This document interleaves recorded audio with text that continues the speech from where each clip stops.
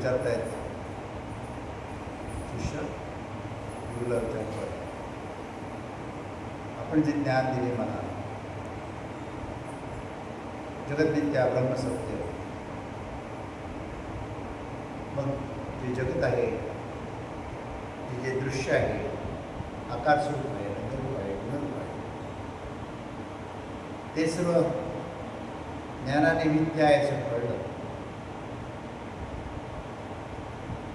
मग आता भजन कशासाठी करायचं? मला ज्ञान झाल्यानंतर सुद्धा भजन केलं पाहिजे असं म्हणता केली पाहिजे. तर भजन कशाला करायचं असं प्रश्न केला. कारण पुढे आपण जसं म्हणता, जे जे सगुण आहे, रंगरूप आकारात दिसत आहे, ते सर्व नाश. भजन सगुणाचं आहे, निर्गुण सत्य आहे असं आपण म्हणता. मग सगुणाचं भजन का करावं असा प्रश्न केलेला आहे. सद्गुरू विचारतात की तुझा देह जगावा म्हणून, त्याचं उदरभरण व्हावं म्हणून तू काम करतोस, नोकरी धंदा करतोस, पैसे कमवतोस. ज्या कामावर जातोस त्या साहेबाला चेक दिला की थँक्यू म्हणतोस, सकाळी गेलास की गुड मॉर्निंग म्हणतोस, संध्याकाळी निघताना सांगून म्हणतोस. काम धंदा तू करतोस, तरी का करतोस? तसं भजन का सोडावं? कारण भजन गुरुची आज्ञा म्हणून करावी. गुरुची आज्ञा म्हणून भजन करावं. आता गुरुने आज्ञा का केली ते पण कळलं तर अधिक चांगलं. गुरु आज्ञा का करतात? तर शास्त्र काय म्हणते, सगुणातूनच निर्गुणाकडे जायचं. जसं बालवाडीत जाणाऱ्या मुलांना कागदावर सफरचंद काढून दाखवतो आणि प्रत्यक्षात त्यांना सफरचंद दाखवून सांगितले हे सफरचंद. तर लवकर कुठलं कळे? प्रत्यक्ष वस्तू पाहिली, आकारवृत्ती पाहिली तर लवकर कळतं. कागदावर काढलेलं लवकर कळणार नाही. तसं सगुणाविषयी गायलं, सगुणाविषयी बोललं, सगुणाचं दर्शन घेतलं तर भाव स्थिर लवकर होतो, प्रेमभाव लवकर उत्पन्न होतो, ऐक्य लवकर साधलं जातं. कारण जे सगुण रूपामध्ये दिव्यत्वाची प्रचिती म्हणून आपल्याला दिसते आहे ते परमात्म्याचे स्वरूप आहे. त्या परमात्म्याची शक्ती सगळी प्राप्त झालेली आहे, सर्व ज्ञान त्याला प्राप्त झालेलं आहे. म्हणजे तो परमात्मा स्वरूप आहे. ज्याला ज्ञान प्राप्त झालं तो देवपणी जरी आपल्याला वाटत असला तरी ते ज्ञान कोणाचं आहे? तर प्रत्येकाच्या स्वरूपाचं. तर स्वरूप हे ज्ञान आहे, हेच स्वरूप आहे आणि स्वरूप हेच ज्ञान आहे. मग जरी ते निर्गुण रंगरूप आकाराला गेलं तरी ज्ञानस्वरूप निर्गुण शिल्लक राहते. ते परब्रह्म स्वरूप आहे, निर्गुण निराकार आहे, ते शाश्वत आहे. आकार येते आणि जाते तरी ते शाश्वत आहे, ते शिल्लक राहते. परंतु ज्या देह आकारामध्ये ते प्रकट झालेले आहे आणि ज्याच्यामुळे ते प्रकट झाले ते त्याविषयी सांगितलेलं भजन आहे, त्याविषयी सांगितलेलं ज्ञान आहे. ते बोलायलाच पाहिजे, त्याची चर्चा करायलाच पाहिजे, ते भजन गायलाच पाहिजे.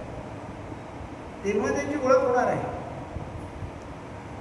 आणि त्याच्या ओळखीतूनच आत्मसाक्षात्कार होणार आहे की माझा देह जो आहे नित्य आहे, पण आतमध्ये चैतन्य आहे, आत्मा आहे, तो खरा आहे. असं विश्वामध्ये विश्वाला निर्माण करणारा, विश्वाच्या आधी अंती असणारा तो परमात्मा सत्य आहे. बाकी दृश्यरूप जे विश्व आहे ते मिथ्या आहे.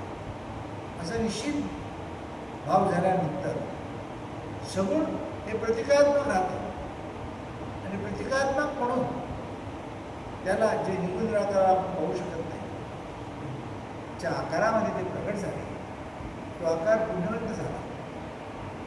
सर्वसामान्यांची शरीर आहे आणि एखाद्या ज्ञानी पुरुषाचं संतांचं शरीर,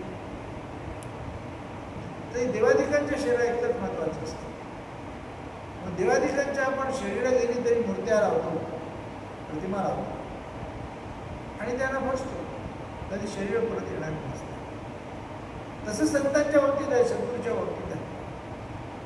आपण ते शरीर जरी त्यांचं गेलं असलं तरी प्रतिकात्मक ज्या रूपामध्ये ते प्रकट झाले ते रूप पावन झालेलं आहे आणि त्या सगुण रूपाची आपण जर भक्ती केली, त्याचं गुणगान केलं, त्याच्यासमोर भजन कीर्तन केलं, तर आपल्या हृदयावर त्याचं प्रतिबिंब चांगलं उमटतं. त्यासाठी भाव पक्का होतो, श्रद्धा पक्की होते आणि प्रचिती लवकर येते. म्हणून जरी ज्ञानाने कळलं की सगुण नित्य आहे, निर्गुण सत्य आहे, असं ज्ञानाने कळलं तरी त्या सगुणातूनच निर्गुणाकडे जायला लागतं आणि त्या निर्गुणातून सगुण निर्माण झाले. त्या निर्गुणाची प्रतिकात्मक ते सगुण, म्हणून त्याला कळलं तर लवकर कळतं, लवकर आपल्याला अनुभव येतो, लवकर भावने शिकतो, प्रेमभाव तयार होतो. म्हणून सगुणाचं भजन केलंच पाहिजे. आणि सगुण रूपामध्ये प्रकट झाल्यानंतर त्याने अनेक चमत्कार केलेले आहेत, अनेकांचं कल्याण केलेलं आहे, अनेक प्रकारे लोकांसाठी ते आधारभूत जीवनामध्ये त्यांना समाधान आणि परिपूर्ण आधार असे ते बनलेले असतात. त्यांचे उपकार कसे मांडणार? मग त्यांचे उपकार आपण ते देह टाकून गेले तरी त्या देहरूपाने करायचे असतात. म्हणून जरी ज्ञान झाले आणि ज्ञानाने कळले दृश्य आहे ते नित्य आहे, सगुण आहे ते दृश्यरूप आहे ते नित्य आहे, तरी सगुणाला विचारायला लागते की सगुणात निर्गुणाला ओळखण्यासाठी सगुणाची भक्ती करायची असेल, सगुणातून निर्गुणाकडे जायचं आहे. त्या सगुणाला नित्य आहे असं समजून ओळखून जेव्हा निर्गुणाची पूजा होईल, तिची प्रचिती येईल, तेव्हा त्या निर्गुणाकडेच लक्ष केंद्रित करायचं. सगुण एकदा गेलं की ते परत येत नाही, निर्गुण मात्र शाश्वत राहते. म्हणून त्या ओळखीतूनच त्याला अंगीकारला स्वीकारला की ती तुमची सोय तुम्हाला सहज करते. ईश्वरदेव तुमच्या आत आहे, याचा तुम्हाला चांगला अनुभव येतो. त्याची प्रचिती म्हणून सगुण भक्ती करायलाच पाहिजे. जसं सांगितलं आहे की ज्ञानी झाल्यानंतर सुद्धा, म्हणजे मुक्तीनंतर ज्ञान झालं तर मुक्ती होते, मुक्तीच्या उपरांत सुद्धा भक्ती चालू ठेवायची असते. ज्ञान झालं तरी भक्ती करायची असते. जसं मला सांगितलं सर, ज्या सद्गुरूच्या कृपेने आपल्याला ज्ञान झालेलं आहे त्याला त्याचे आभार कसे मानणार तुम्ही? साहेबाला तुम्ही आभार मानता ना, त्यांचे कसे आभार मानता? म्हणून त्यांची त्या भक्तीच्या रूपाने आपण आभार मानले पाहिजे, गुणगान गायला पाहिजे. आणि ती जरी देवरूपाने गेली नाही, सगुण रूपाने गेले तरी निर्गुण रूपाने ते सदा आणि सदा आपल्या हात आणि आपल्या अवतीभोवती सर्वत्र आहे, सर्वांमध्ये आहे. त्यामुळे त्यांच्याशीचा प्रेमभाव वाढतो आणि विश्वास वाढते आणि त्याची आपल्याला स्थिती पण आपल्यामध्ये नाम से सिद्धरामेश्वर महाराज की जय. राजाधिराज सद्गुणा श्री भाऊसाहेब महाराज की जय.